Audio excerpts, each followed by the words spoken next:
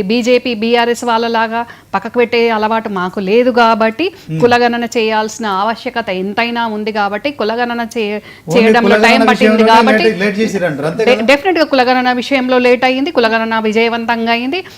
అందులో కోట్లాది ప్రజలు పాల్గొన్నారు. దాన్ని మేము అసెంబ్లీలో పాస్ చేసుకున్నాం, ఆర్డినెన్స్ పంపినాం. ఇప్పుడు చిత్తశుద్ధి చూపించాల్సింది బీజేపీ పార్టీ అండి. కలిసి రావాల్సింది బీఆర్ఎస్. మీతో కలిసి మాతోటి మాకు ఎవరు కలవాల్సిన అవసరం లేదు. మాకు ప్రజలు ఉన్నారు, ప్రజల ఆశీర్వాదం ఉన్నారు, ప్రజలు కాంగ్రెస్ పార్టీకి వెన్నుదన్నగా ఉన్నారు.